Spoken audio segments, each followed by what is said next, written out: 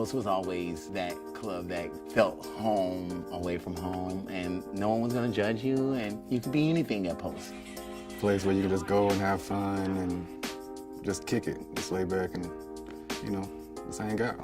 I used to describe Pulse as my home. Friday comes, I'm like, God, Pulse the next day. We gotta go.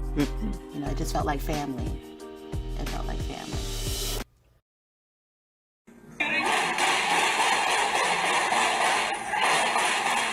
At 2:02 a.m., the gunman begins his roughly 30-minute rampage. Look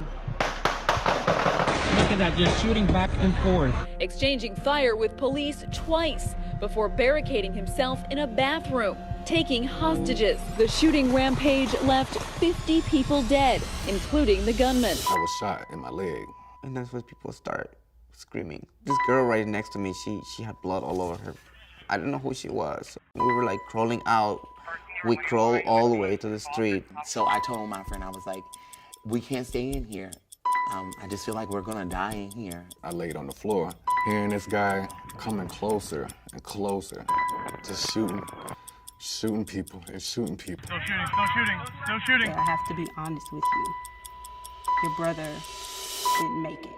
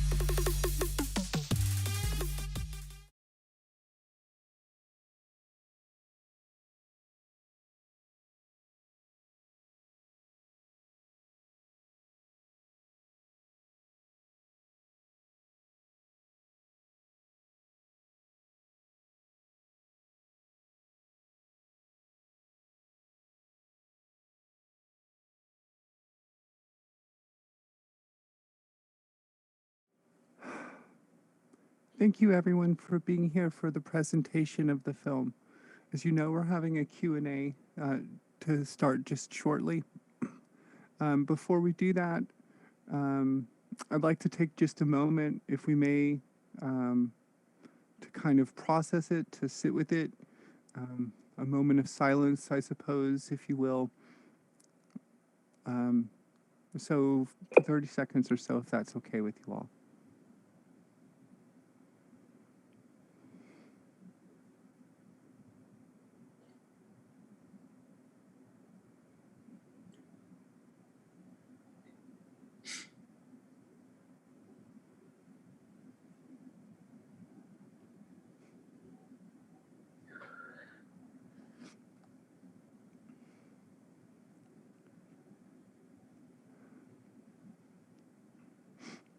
Thank you, everyone. As you can probably see from the panelists, many of us are crying, and it's a very emotional thing. I presume many of you watching are also sharing our feelings. As you know, we'll be doing our Q&A session as well, which is going to be streamed live. So this part will be open to people who are not just attending the Green Party National meeting. So welcome to those of you from the social media sphere who might Recording be in tuning in. progress. And we appreciate you joining us tonight. Before we begin, I would just like to say once again, thank you for the honor and the privilege of having an opportunity to screen this film. Thank you for allowing me to be part of this and to moderate our discussion this evening. Colleagues, just a little background. On June 12th, 2016, there was a night of terrorism committed against the LGBT community at the Pulse nightclub in Orlando, Florida. The event was the largest LGBTQI massacre in U.S. history. Our documentary has exclusive interviews, as you've seen already this evening, with some of the survivors who, after a year, are finally ready to tell their stories of loss, survival, strength, love, and the road to recovery. Today we have the team from Surviving Pulse Life after a mass shooting with us. Unfortunately, due to the documentary being in acquisitions process, we can't share the full documentary at this time with the people who are not here. We are showing you the trailer at the moment, and so you'll be able to see that below. There's a link to the YouTube included. So I'd like to introduce the team who are with us tonight, and the panel who will be joining us in the discussions. As you might be aware, we solicited questions during the presentation of the film from members of the audience. We have those, in addition to the ones that we have already selected before the screening of the film tonight. So I'd like to introduce everyone and then give everyone a moment to speak about themselves, to introduce themselves, and before we move on to our formal question process, if that's okay. So I'd like to introduce Nancy McBride, our producer, first. Hello, Nancy. You are muted at the moment. I am muted. Hello, everybody. Thank you for having me. I'm the producer of Surviving Pulse, Life After a Mass Shooting. Thank you, Nancy. Next, I'd like to introduce Alexa Sheehan, the director. Hi, Alexa. Margaret, thank you so much for having me and us, really. And thank you for pronouncing my last name correctly. No one gets that. They're like, hey, Sheehan. I'm like, no. I'm 20 years in LA, moved to Florida, got involved in the project, and it's been, I still get wrecked every time. It was a labor of love for sure. Thank you very much. Hi, Robin. I think most of us Greens know you, but please tell us give us your thingy. Robin Harris, Texas native, but I live here in Orlando, Florida, and these are some amazing people. My advocate friend is not with us, Charlotte Davis. I don't even know what to say. Just, after watching this, I'm usually, it takes me a minute, but I love these people with all my heart. So that's all I want to say right now. Thank you, Robin. Also tonight, people joining us, you'll note that we are privileged to be joined by Demetrius Nollins, who's with us. Hi, Demetrius. You were muted. Yes, please say hello. Oh, I muted myself. I'm sorry, you guys. I muted my own self. I'm Demetrius Nollings. My best friend was Eddie Justice. I would like to thank Nancy, Alexis, and you, Morgan, for having me here and letting me tell my story about that night. So love you guys, and we exist. We exist. As you can see, I was already bawling. Like, soon as this came on, I'm like, it takes me back every time I watch this video because it's so like a Netflix video. I swear to God, you guys, like the way they edit this, it just makes me think I'm watching TV. So I like really go into it, and it brings me back to that night. So I'm like always trembling and like emotions going right now. So yeah, but I'm ready for it. Thank you. I can't imagine the feelings that you're having now, even going through the interview process. It must have been really a truly overwhelming experience. And I'm sure I express the deep felt gratitude of everyone here tonight for you being here. Thank you very much. Thank you for having me. Y'all, we have a bunch of questions. So I'd like to go through them in no particular order. And I'll just ask randomly, not I suppose randomly, but I'll ask people questions that allow you to expound upon it if you so wish. And for some of the questions, they'll be kind of open-ended. Some of them will be a bit more pointed or direct. So feel free to add on to them as you wish with your answers as we go through it. We have plenty of time in our schedule, so there's no worries there whatsoever. So the first question I would like to direct to Nancy. Nancy, so this is obviously a huge undertaking and a very, very powerful piece. How did you get into this position? What caused you to decide to make this documentary? Well, it's not something that you search out by any means. I actually had our narrator at the end who did our final piece. She called me up on the phone, and I was on a job, and she said, I've met some of the Pulse victims and survivors, and they would like a documentary done. Are you interested in talking with them? And so I said, you schedule an appointment, I'll come in. I really, I felt like, I didn't want to be like that ambulance chaser, like, oh, here's a documentary, And so I wanted to make sure that when I spoke to them, they were ready to speak, because it was so early after the event had happened, and every one of them were still raw with emotion. And so we sat down, and I asked him, I had a basic idea of, what the news had told me the story was. I asked them not to tell me their personal stories, because the more they told their personal stories, the more we lose it's almost like now you've lost all the raw feelings that were there. And once I left them and felt their feelings, felt their pain, I knew that it was a calling. This was a calling for me to do. And so I said, okay, let me put the pieces together. And I think I had it booked and ready and scheduled within 2 weeks. I had a team on it. It took us 5 years to complete, but we had our first shoots going in 2 weeks. And my goal was to make sure that we captured their true essence and character, their pain, and their love, and how we could help them survive and get through it.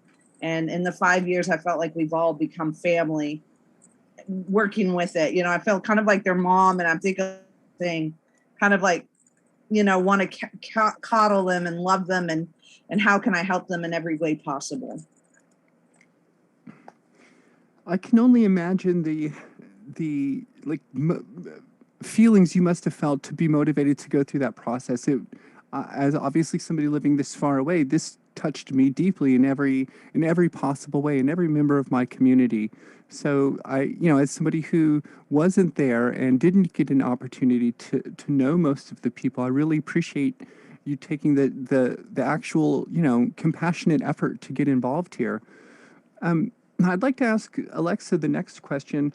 Alexa, how did you decide to become a part of this team? Were you aware of the Pulse shootings beforehand? Were you contacted by Nancy? How did you get involved? There's about 6 questions you just slung at me. Was I aware? Absolutely. At 3:00 that morning, I was texting my friend. I live in New Smyrna Beach, Florida, which is about an hour north of Orlando, and I was texting my friends that could have been there. Check in with me, God damn it. Check in with me, check in with me, check in with me. And so that was my initial involvement in the project. And then Nancy had gotten the ball rolling, and we had discussed the project, but she hadn't asked me to come on board. And as things started to get going, she thought I would be a good person for just who I am as a person, to be the one to helm this and be there and be supportive. And on the set, it's important, I think, for your people to feel comfortable and open up and let them feel safe speaking. So I think that's why she asked me on board, and it didn't hurt that I had my own production equipment and it was a one-man crew. So it all just kind of came together, and I met these beautiful people, and my heart lives with them every day. Thank you very much for that. I appreciate the insights there. So it sounds like there were some struggles to be had, definitely from a logistics perspective, and being sensitive to the subject matter and the people involved. And so I suppose either Nancy or Alexa, either of you, whoever would like to field this question, but could you share with us some of the struggles that you had when creating this documentary? Nancy, can I go first? I'll from the production standpoint. Sure. The subject matter is tough. We're in there have been many culminations of this film on what we wanted the storyline to be. And at first it was the fact that these people needed to be taken care of. And this is a year after the fact, just a year. So our focus was talking about those that were forgotten. And then there was another mass shooting and another mass shooting and another mass shooting. And then it was like, holy shit. Oh, I'm sorry. Am I allowed to curse? Yes. Okay. Fuck shit. Cunt. Yay. it was like, wait a second, there's something big. We need to go bigger and still take care of our people. But now it's not just these poor people that we know, and there's so many more. Oh my gosh, for every person affected by this tragedy, there's 50 people for every single one person, at least 50 people. And now we have another mass shooting, and we're like, maybe if we can tell their stories from the heart, their stories can help other people heal, not just from a certain community, but in general, which is the whole point of the thing, is that we're all together, we're all human. And Dee said it, so we're all together. So let's make it together. And then our vision grew a little bit, and I totally tangented, but so in production, it's also difficult to not make it political, because then things with this community got very political very quickly. And it's hard to evade that, because that was not our story. Our story was survival, survival, survival, survival. Doesn't matter what color, creed, religion, who cares? Surviving something this nasty. We just happened to have the most beautiful people for this original shooting to start the ball rolling. And we wanted to tell their stories, hoping that it could help other people, maybe help them cathartically to ease their pain. You guys, I don't know if we did that. I hope we did. We had fun in the nastiest way. Look at Demetrius laughing at me. He knows what I'm saying. Did that answer your question, Margaret? I'm sorry. No, it totally did. Okay. I'm interested to know from a non-production standpoint, what sort of struggles that you may have encountered as well, Nancy. Well, really, I just I just lost it. Really, a lot of our struggles was production. I guess if you don't know to start a production, it's a process. If you're going to do a film, you put a budget together, you take the time, you get money, you go through development, and it's sometimes a year process to put these things together. When the survivors came to me, I didn't have that time, and I had to jump on it to make sure that their story was told right. I funded this with my husband's bank account, bank of husband. And my husband has literally said, what is it you need? What is it, to get it done? So literally I got to where it was like, okay, I need this, we need to buy this, we need to do this. And my husband just kept supporting the project. It came also, so thank you, Brian, for the love and support. But it also came to the point where, because we didn't, and I applied for grants. We didn't get we didn't get any grants. An editor won't sign on to this without money. And so at that point in time, we had hit a dead standstill. I had 6 editors, I'll do it. And it delayed it, and it would delay it, and it would delay it, and they would never follow through. And when the pandemic hit, I know the pandemic was really bad for a lot of us, but for this project, the pandemic allowed it to get complete, because now editors were looking for work, and they would do anything and everything. And we were able to land our editor, Julie. She was amazing. And she is the one that helped put our dream and our vision together. Thank you very much. I appreciate the insights. I've not made a movie, so it is a lot of work. It sounds daunting. But also the struggle that we didn't realize that we'd have. We made the movie with the people that we now love. We made this. We created a product, and then we thought, okay, this is more than just me and Nancy and Alicia, doing interviews and pulling it together. We did that as they call it a passion project. That was a passion project for us. Let's get these people to speak, get their stories told. And now we've created something that we feel has power and merit. And all of our news clips, we thought would be no problem. We thought all the news stations would be like, yeah, of course, for this project, absolutely. Use whatever you need. We're discovering about how expensive 1 second of and we're stunted, we're halted at this point, which is that's probably our biggest struggle now. Production was hard, and there was a lot of driving, and people had their lives that they were trying to move on, and we kept dragging them back in, and that's gut wrenching. I'm sorry, everybody. But now we've all agreed this needs to get out there, and we can't do it because we need to logistics, fine tuning, monetary stuff. We've been out of pocket this entire project. Like she said, no grants, no money, all out of pocket 100%. And now we're halted because news organizations are like, well, if you want to use that 16-second clip, that'll be $3,000. I'm like, wait, what? Really? Yeah.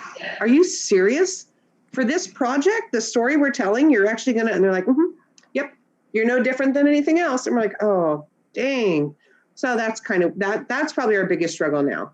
Sorry, Nancy, I wanted to step on your toes on that one, but. No, and that's where we'll play to our audience and our viewers. If you know somebody in news that can help us get our clips, I'm reaching out to all of you guys. Somebody's got to know somebody who can help get us the clearances. And we're not married to any of those clips. Don't get me wrong, but the ones that the individuals that watched the movie with us earlier, we couldn't stream it live, but if you saw those news clips, those are placeholders, and we'll take anything that tells that story. If we can find somebody, will help us get those clips. And literally, we have not $5,000. Right, we have banged our head against the wall, and this story has to be told. It has to be released to the public so everybody can see it. But we're literally, like Alexa said, we are at a standstill with being roadblocked with news clips and the price that they're trying to charge us. This story, you guys, and that's what's holding us up. Isn't that nuts?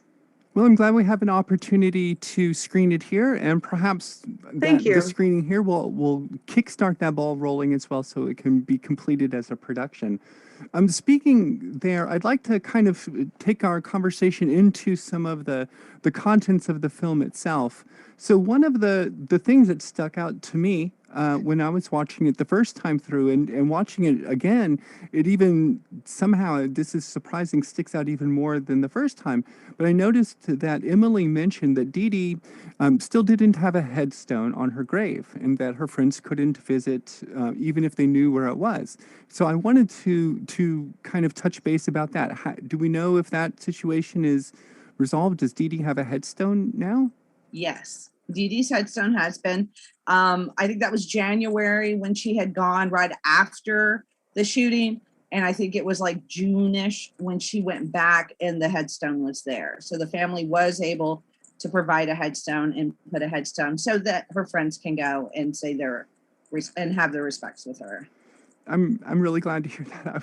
It was really heartbreaking. I know for a lot of us in the queer community, family support sometimes doesn't exist, and it's our chosen families, and so it's really important for us to be able to mourn our losses. And I suppose I'd like to ask Demetrius this question. So there are a lot of families who don't support their kids and don't support queer folks in their community, and so I was wondering if you had any thoughts that in your experience would be useful for how we as a community deal with our sense of grief, of our mourning for our lost loves when our families don't support us. Well, I can say my mother's and my family support me 100% on any decision that I have chosen to make in my life. I've had the blessing and to have that kind of family and that kind of love in my family. But I know a lot of people that don't have that same support or get that same love from parents. And we do make our own families and we start our own houses and ballroom scenes. And this is why you have that, because so many people are just looking at you to shun you or to say you're wrong for who you love or who you decide that you want to be, should be your own decision. I think parents sometimes want the best for their child because they know how cruel the world can be. So I think they almost kind of overstep their boundary as a parent because now they're trying to live the child's life for that child. So many kids shun away from that because they don't want their parent to tell them what they should do, but just give them the encouragement that I'm here. I'm going to love you regardless of who you are, who you choose to be, who you choose to love.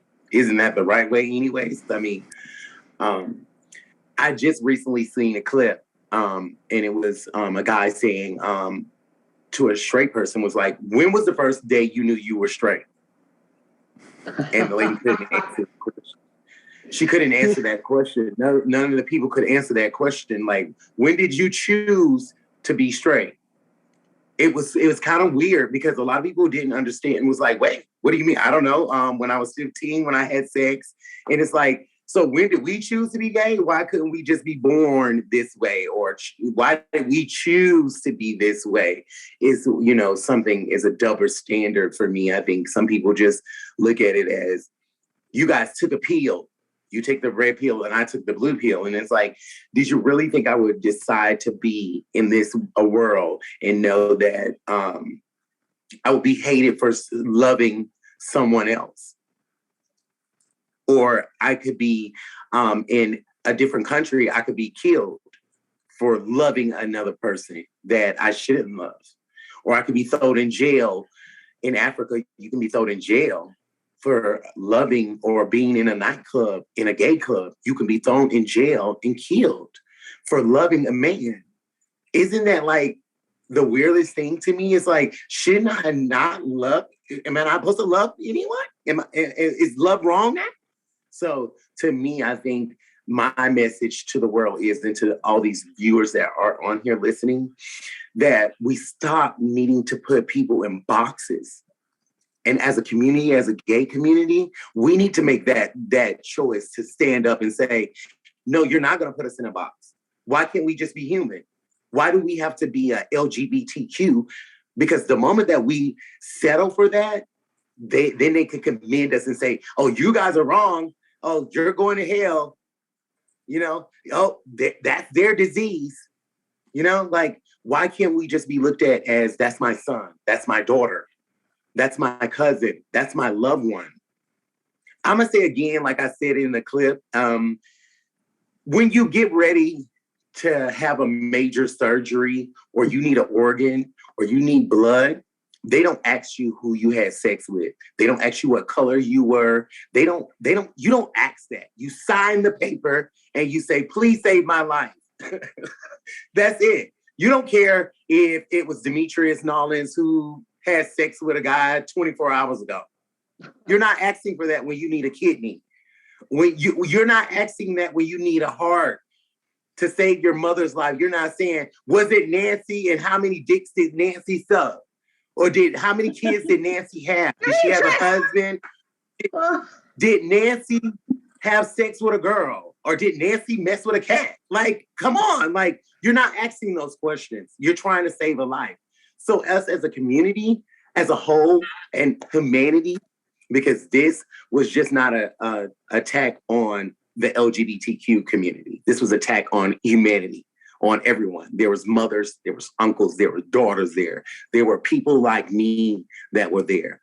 There were people like Keon Carter that was there. There were people like Shane. There were people like Eddie Justice that didn't get a chance to go home or to have a chance to speak.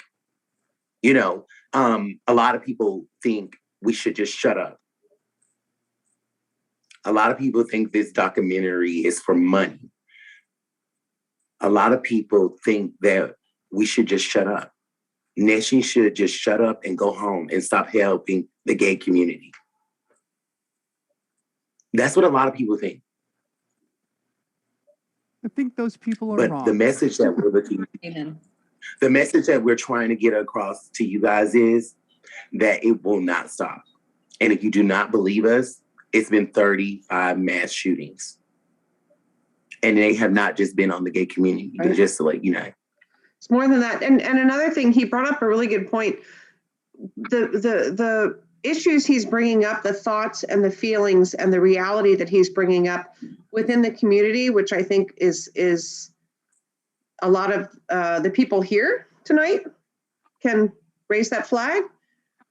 We're trying to get to the people that don't understand that people are people. That's why we didn't want to make it political. We didn't want to hit that nerve because some people are red and some people are blue. And if it doesn't fit your agenda, I'm not watching it. I'm not listening. You're not going to change my mind. This was a story about human beings, and we made it a story about human beings. Does that make sense? Like we wanted to hit everybody with ears, and we're not going to offend your sensibilities. We're not going to whatever. You need to hear this story because it's important. Whether it be alternative lifestyles, which I think is what they've named it now, gun control, like all the different things that he's laughing at me, that this touches, we needed to tell that story without hitting that nerve. And we tried really hard to do that. Faith also. We touched on that, but it was their personal journeys with faith. It wasn't us saying, this is faith. This is how you should be. This is how you should live. No one can do that. And, you know, that's what pride is all about. I'm proud to be me. You're proud to be you. You're proud to be you. You can't see who I'm pointing at. I'm pointing at each one of you. Yeah. Anyway, that was the whole point. So sorry, Dee, I kind of hijacked that one, but I think it's important to say that it was a very conscious decision to not make it political so that everyone. No, you're totally right. You know what I mean? Yeah. So I do notice that Keon's not with us tonight, but there was a couple of things that came up in the documentary which were pretty shocking to me, to be honest. The 7 surgeries, emergency surgeries, presumably the being left on the gurney in the hallway with the sheet and like sister finding you and like, you know, getting the doctors back in there. That's all massively compelling like things, but there's another part of this that kind of really struck me, and I wonder what else is happening with this. So the news report indicated that the hospitals were waiving the fees of people who had been treated, but I don't know if that is over. Does it continue? Are they still providing care? You noticed, I mean, I did the follow-up interview 2 years later. Keon was still saying that there were more surgeries to come. Are those being covered? I suppose anyone who knows the answer to this could answer. But I do have the answer. I talked to Keon today. He's had 40 surgeries, and he has about 17 more to go. And so far up to the point they have covered, but he doesn't know what's going to happen to the next 17 surgeries. So they've been written off, but like he says, I don't know. You know, I hope that I don't have to pay these bills, but so it was kind of a relief when he finally confirmed, yes, they have written him off, because I want him sitting there, you know, one surgery. We all know how much a surgery is at a hospital, but he's 40 already and he's still not healed. So how to say this? I'm glad that those medical costs are being cared for, but I wonder. No. Let Robin speak. Robin, like when Keon was in a coma, when all the money was distributed initially, if I'm not mistaken. Robin, you have more on this? Real quick. So he may now those bills may be being paid, but about halfway, myself and Charlotte had to embarrass ORMC publicly because Keon received a bill for about $85,000 due immediately. So this has not been like, oh yeah, but you heard on the news but that was not for everyone. So Keon did receive a bill, and they even tried to charge him for colostomy bags and different things that he needed. So it was the advocacy and shaming ORMC publicly on social media, and us just doing weird stuff. So that's Orlando Regional Medical Center? Yes. Okay. And he still has to pay for those colostomy bags. I mean, there's some things, you know, unfortunately, that he has to deal with that they're not covering. They're not handing you and say, okay, you could go home, check back in 30 days. These are situations. And when you're in that position, you're not going to go out and ask for, you know, hey, I need money for this. I mean, think about it. He's trying to heal, but at the same time, he's got those needs and those medical supplies that nobody helps him. And he didn't have the insurance to drop ship that stuff to him. That takes me to, like, I guess another part of the continuing support question. So some of the survivors are getting some of their surgeries covered, but I wonder, is the state taking care of like therapy and other modalities of treatment for people who didn't require surgeries? No, I see the several state heads didn't. shaking. The state didn't supply anything. Actually, after the GoFundMe for the One United fund, once that was distributed out, that was the end of it. That was the Band-Aid that said, "Shut up, we done something. Now go sit down." Yeah, we were your token supporter, and it's over. Bye. Yeah. Pretty much. Well, Robin, what about DeSantis? He recently came out and did what? Stop the funding, which I mean, and you know, we talk about not making things political. So from where I've stood, we can get political here. Yeah. What I was going to say is from where I've always stood, there hasn't been any party that that embraced this community. And when we first started out, this was, you know, Pulse of Forgotten Survivors, and so are left to the side. So there's so many stories. There's so many stories within this story. But there were funds that were jeopardized. So there's actually should be a part 2, but we'd probably have to take cover somewhere to. But there are people that are ripping that information. But there was funding that was raided by people that were responsible for this shooting in the first place. So, but DeSantis, even the city officials didn't properly advocate funding or anything else. So One Pulse Foundation, and that pretty much was hijacked, and they chose who they wanted to. There was the chosen few that got selected to the media friendly. Yes, and so this, which makes this documentary special, because everyone in this documentary was left out of the original narrative. And makes sense. Thank you. And just to let you know, Robin and everybody on that panel, the One Pulse Foundation does not exist anymore. We found out. Me and Nancy found out this at the 5-year anniversary. It has a new name now. I'm sorry. Shut the front door. I forgot the new name though. So I have a couple of questions from folks in the chat who watched the film, and Amy asked if there was a GoFundMe or similar for Emily and her family to help with their housing situation. And following on, is there a grassroots organization supporting the survivors that we could support? And we just touched on one of those. So I guess if there is a GoFundMe, we can put the links to that information. There you saw some of the hashtags at the end of the film, but we can also link them in chat. Right. I have to send it back to Michael and you guys. I know Demetrius has one. Keon does not.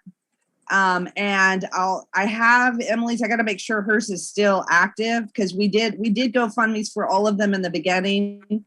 And so I just want to make sure that the GoFundMes are still there. Demetrius, you could throw yours into the chat. And then okay, so I don't have. Go ahead.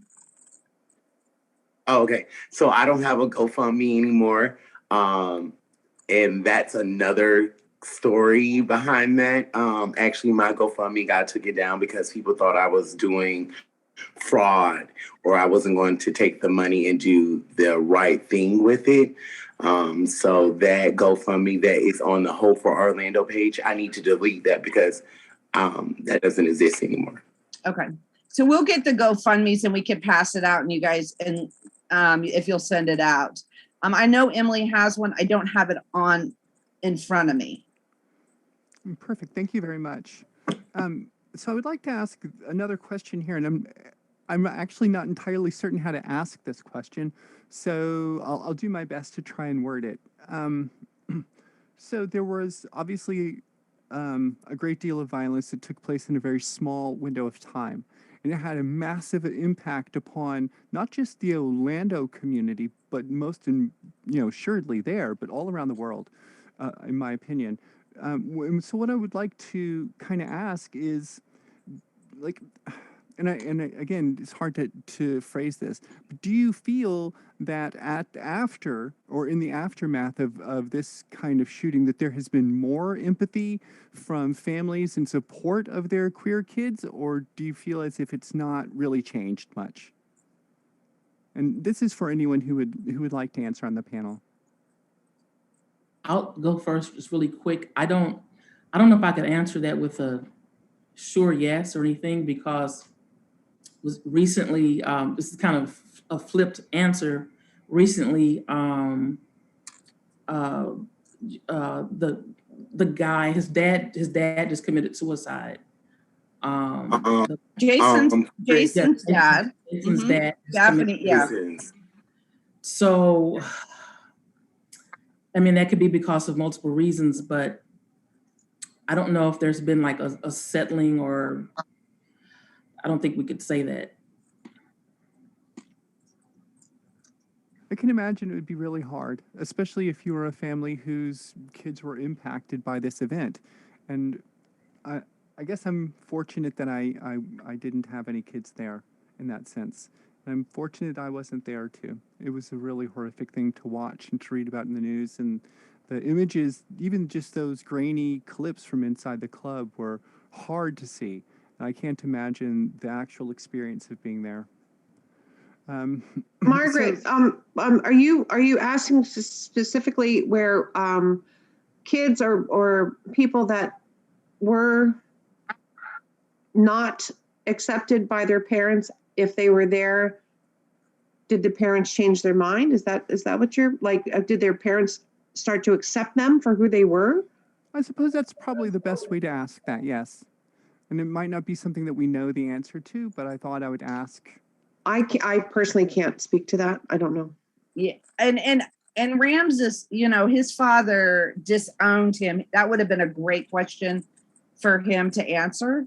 But he wasn't able to make it tonight. So, and I don't have any way to answer that as well. This is what I'm gonna say. I don't know, how to answer that question, but what I will say is that I know one survivor whose mother died that night, and she stood in front of the gunman and he killed his mom. I think his outlook is definitely changed. I keep in contact with him all the time, Angel, and he's like totally different now than the person that I used to know. Like his outlook at life is totally different. I think he's still grieving because he doesn't have a mom, and he lost his mom at a gay club. I think it changed his life changing as a person, the outlook of being gay, being accepted. So that's what I would say. But Demetrius, did Angel know that his mom was going there? Did he understand? Yeah, his mom was going there with him. Mm-hmm. His mom went there because of. Okay. It was his birthday, wasn't it? Or there was. I think it was his birthday. So thank you very much. I apologize for the awkwardly worded question. I appreciate everyone's engagement with it. I have another question from the folks who are watching today. Lorraine asks what plans or opportunities there might be to teach the film or screen it in high schools and colleges. That is one of the plans that we talked about, taking the educational route. We talked to, actually Hillary was talking about one of the universities that she had connections with and was looking at trying to help us get it there. We're absolutely open to it. The issue we have to be able to do all these great things and make it, whether it's just an educational piece or get it out to the masses, is literally the clearances that are holding us up. But absolutely 100% want to make sure that we can get it anywhere and everywhere to make a difference. So that actually dovetails right into my follow-on question, which is how can we here, watching tonight, help spread the word about the documentary and encourage people to watch it, get it, I guess, more publicly viewed? So I will put in the chat, if you guys could copy and paste, please make sure you add the hashtags, because what we are finding with the people that have it right now, that are reviewing it, acquisitions, so that's your streaming services, but the ones that I'm asking you to hashtags don't have it. And they are more likely the ones that this documentary would fit better for. The Netflixes, the Hulus, the YouTubes. The other documentaries are looking for series, and so we're starting to get kickbacks because they would rather see a series versus, and of course, Alexa and I really don't want to spend the next 6 years following Surviving Pulse, surviving Boulder, surviving. I think I just read there's Las Vegas. 343 mass shootings in 2021. I believe I just read that. Also, wait a second. You said something. I just don't want it to be misheard. You said kickbacks. There are no kickbacks here. She meant pushback. We're getting pushback from the We're getting not pushback. kickbacks. Yeah, no kickbacks. We're getting pushback where basically when you take it to acquisitions to get sold, right now, most of the streaming services are looking for series. And so instead of doing, this is what they call a one-off doc, which is just a documentary, based on a tragic event. And so we are getting basically declined. Now, the hashtags I added in there is Hulu, there's Netflix, it's YouTube. Those are where a lot of all the documentaries, I mean, that's what I spend my days watching when I'm not working, is documentaries. So that's where we'd like you to hashtag those to try to get, if there's all of us hashtagging that with it, look at this with our trailer, then that might give us some view for those people. Those please share services. Yeah, thank you very much. That's great. And thank you for including all the text there too. That makes it much easier for folks to share and they don't have to type their own stuff. Robin, we got a question for you from the chat from Camilla, and they want to know what advice you would give to new activists, organizers, and mobilizers who may want to focus and specialize their work in helping the LGBTQIA+ community. Well, for me, I'm, am I muted? Oh, no, you're good. I'm extremely grassroots. So I don't depend on like any corporate funding or even any party, whether it's duopoly or anything. I think that we should surround ourselves with people with to be like-minded and to be very careful of where your funding comes from so that it won't try to navigate what you need to say. And that's one thing that I do appreciate about the documentary. We've seen some changes, but it never silenced our voice. I mean, that was why Charlotte and I were arrested. Other folks were arrested for other reasons, but we were arrested for other things. So I think that maintaining honesty and clarity on how you want your messaging, I think that's very important. And I would say even now being free from the nonprofit industrial complex, because that's what happened to some of the monies that were supposed to go to some of the victims. They got caught up into nonprofits, and this whole One Pulse thing was the clip that you saw. It was kind of dark, and the lady's like asking my name. It was because Charlotte and I we showed up at this event that we didn't know was going on. We found out at the last minute. We showed up. It was a town hall meeting for Pulse survivors, and the audience looked nothing like the Pulse survivors.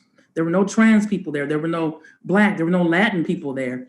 But because they were able, millions of dollars later, they were able to do that because it's not about advocacy for them. It's about making money off of people that are lifeless or those that are truly victimized. So I hope that answers your question. I'm sorry if it didn't.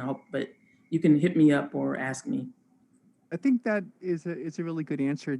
Thank you, Robin. And that kind of dovetails into the next question from a member of the panel or the audience. Tina asks, and I suppose this is for anyone who is familiar with Orlando, how has the Orlando LGBTQI plus scene responded in general, specifically like the nightclub scene in the years since the attack? Say that again. I couldn't hear the question. Can you say that again? Oh, sure, absolutely. So basically the question is wanting to ask how the queer community in Orlando has responded, specifically the nightclub scene, in the years since the attack. Well, the last time I was there, just recently, the nightclub scene has upped the security somewhat, if you want to say that. But they're still going on. People still go on, especially when they see people like me and Charlotte in there telling you, it's okay and that we need to stick together.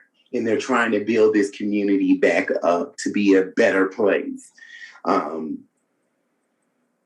say it's okay and that we do have a new safe home and that we're going to be okay. I think a lot of people forget because it didn't happen to them or they didn't know anyone, I think that's why I have been so much on like this whole journey of speaking, because I don't want someone to forget my best friend or forget the people that I knew, forget all 49 victims.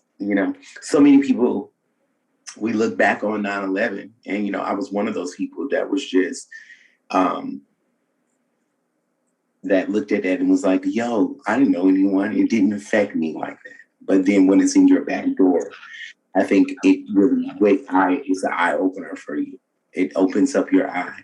So what I will say is when I go to Orlando, I feel like Orlando is just home. It feels right there. So that's why I travel back there so much. But speaking on the gay community, I think the gay community has healed from this tragic moment because they still have nightclubs. People are still going out. Well, I'm usually in bed, so they don't invite me anymore because Cha-Cha calls me and she's given up now, so. Right. Where is Cha-Cha? That's a good point. Where is Cha-Cha? Her grandmother passed away. That is right. Oh my God. Oh no. Yeah, that is right. I need to send some love to her. Yeah, I do too. Thank you. I'm so sorry to hear that. But I think Keon hit it in one of the chapters. He ran into a friend at Publix and he was like, damn, you haven't healed yet? Mm. Those are the scars you see. Not even talking about what's here and here. You haven't healed yet? Do you think, anyway, I won't get started, but healing, Demetrius hit on it like, everything's still a party. Well, not, some people have some things to get over and maybe they never get over and they got to deal with it. So, if it's not in your backyard, maybe it doesn't affect you. And that's heartbreaking. And that's what we're hoping to change. I absolutely agree. I'd just like to, as we're close to the end of our time for tonight, so we've had a chance to cover, I think, a fair bit of conversational ground in terms of how the film was made, some of the impacts that people experienced during the film, and some of the things that we can do as activists and people who are watching to continue to further the message and to contribute to helping get this word out. So I appreciate all of the detailed answers that everyone has given for those questions. And I suppose just here at the end, I'd like to open it up to any of the panelists to speak, from your heart about anything you'd like to say to us, to whomever may be watching, to the recorded audience. And I want to express once more my privilege and my gratitude for being given an opportunity to be here tonight to share this time and this space with you all, to hear. And I don't mean to be melodramatic about it, but to hear stories of real humans suffering real experiences in our society, as it was alluded to in or spoken directly in the film. We're not statistics. We're real people with real lives, real loves, and real things. And so I think for a lot of Americans in particular, like as Nancy, as you were mentioning, like the overwhelming number of mass shootings, they just keep coming. So it can be hard sometimes to not just see it in terms of statistics. And so I really appreciate the effort that every one of you have made to bring this to us in a very personal way and to give us a chance to have our hearts be touched. Thank you.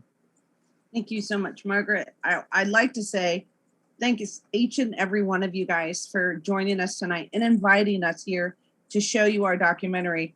The one thing I wanted to say, what Margaret said, is as of June 30th, there's been 321 mass shootings and leaving 352 people dead and 1,331 injured, totaling of 1,683 total victims. Now, we put some statistics together for ours. For every one person, there's a mother, there's a father, there's a sister, there's a brother, there's a best friend, there's a lover, and that's approximately 50 people, survivors, for one victim of a mass shooting. We had 49, so it estimates about 2,500 people affected from one mass shooting. Now we're looking at 321 mass shootings in 2021. That's 2021, and we're only halfway through. So there's a need, and our individuals, our victims, our survivors, they're still struggling with PTSD. So there's a lot of hope, there's a lot of help that's going to be needed.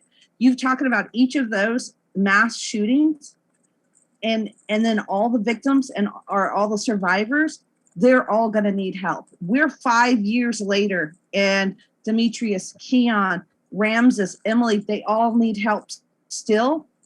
Now, can you imagine the other 1,600 people and their families and their loved ones? So this is a very big need and a big push. And I don't know, I don't have the answers. So hopefully you guys, we'll come up with something as a unit, and we can get each and everyone help of some sort. I just like to say something on behalf of Keon. He does suffer from PTSD and other things, and I haven't seen him really since the pandemic, but to be by his bedside, I remember so many times he thought every time was his last time, and to just hold his little body and in his hands, that makes this real. It's not, and sometimes what you hear on the news is what they want you to hear, but those stories, the real stories, aren't being told. And that's why I appreciate Nancy and Alexa for allowing those stories to come forth. Some of these beautiful people still need help and will always need help because their lives were altered. So I thank the Green Party for bringing this, allowing us to share this space. Thank you. Thank you, Robin. And anyone that watched this documentary knows Keon's soul. You see him. Demetrius. Demetrius was able to join us tonight. These are people, and it's important, and it breaks my heart that I can't do more, See, now I'm getting all mushy again. Oh, I love you. I love you. What I will say to you guys is, to all these people on this panel tonight, thank you for listening. Thank you for watching. I hope that you take something from it. I hope that my story touched you, because what I want you to know is I hope you never have to wake up in the morning or wake up in the middle of the night because one of your kids are trapped in a bathroom and you don't know if you'll never see them again. I want you to think about if it was your mother trapped in a nightclub and she lost her life. I want you to take those moments and just think about your kids that are home tucked in their bed tonight, or your loved ones, or your mother, or your husband, or your wife. I want you to cherish that moment, because those are the moments that me and 49 other families will never get again. I hope that this film will teach you an eye-opener. I hope that it will give you something that you can take from and make it a better place in this world. Because this is why we want to continue to getting the message out that hate will not win. Love will always continue to go over and prosper and continue to win. But we have to start teaching this now, that we cannot allow hate to continue to tarnish our people. Before it's too late, before it's one of your loved ones, before it's your mother, before it's your daughter, before it's your brother. Just don't wait too late to say, I love you to somebody. Love you, Demetrius. I love you. I love you guys. Nancy, love you guys. Margaret, love you, mean it. Love you guys. Love everybody. Yeah. Thank you, honey. Everyone, I think that was a fantastically great way to close our panel tonight. I couldn't have asked for better inspirational words to take us through the next phase of what we're all doing together. I know some of you will be continuing to attend the annual national meeting. So if so, I'll have a chance to see you at a few other places as we go through. I really appreciate having a chance to speak with Alexa and Nancy and Demetrius and Robin tonight. I wish some of the other panelists would have felt okay to be here, but I completely understand why they did not. I think it's a real real blessing for us as people who are largely insulated from like stochastic violence and the sorts of like hate crimes which take place, to really have an opportunity to have it brought to us in a personal way, which is, as you say, it's devoid of the politicization of it, and it's just a raw explanation of human experience, irrespective of perspective. Thank you, Margaret. Thank you so much. And thank you, everybody, for joining us tonight. We appreciate it. And we're honored. Love you, Demetrius. Love you, Robin. You guys, I love you guys. I can't wait to see you. I moved back to Orlando on August 1st, so I can't wait to see you guys. Hurry back, Alexa. I need you. Hurry back.